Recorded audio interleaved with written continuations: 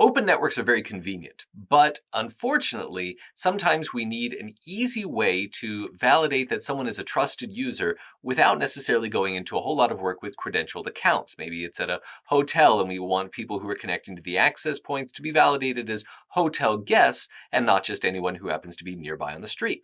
And for that type of environment, the classic pre-shared key can work great.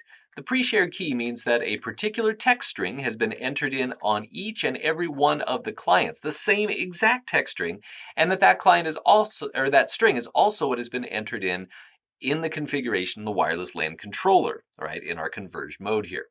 So what does that look like in terms of configuration? I'm glad you asked. If we look at our configuration for a particular wireless LAN, you'll see that in our layer 2 security, instead of saying none, no security, which is how we would configure an open authentication environment, we have it set to WPA/WPA2 support, right? There's no just WPA or WPA2 here. It's simply comparing it to any other form of security. So it's saying this is where we're going to apply that as opposed to WEP or as opposed to any other form of authentication. Then down at the bottom, we actually get to the parameters associated with that. And this is where we can say whether or not we're going to support the legacy WPA or the fully compliant 802.I WPA2, and that's what we would prefer. We can choose whether we would like to use the more robust AES encryption or the legacy supported TKIP encryption if desired. Then we get to the authentication key management. This is going to be pre-shared key as opposed to 802.1x. ASCII for our key format, and then you type in the key, and look, it even does asterisk to make sure if there's any shoulder surfing going on, you're protected. Now, what would that look like in the CLI?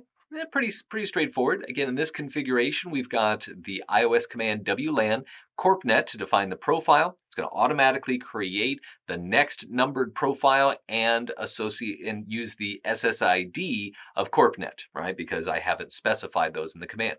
We associate that with a VLAN. Remember, that's a key thing to the way that the converged devices work. You always associate a wireless LAN with a VLAN right there.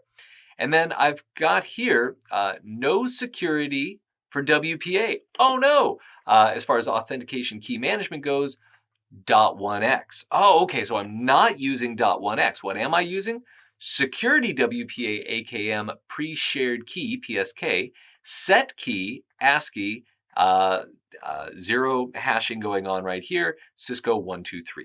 All right, and so this becomes the password value that's there. And if you've enabled password hashing in the iOS, of course, then the configuration file will hash that for you so it's not in clear text. No shutdown so that the wireless LAN is enabled. Remember, we want it to start up by default. This is where we would do so. All right, so this is pre-shared key authentication, and it works, but remember, pre-shared key is not very scalable to an enterprise network because every device has to be configured with the pre-shared key, and if it ever changes, every device has to be reconfigured with the pre-shared key. So we like this for small-scale situations only.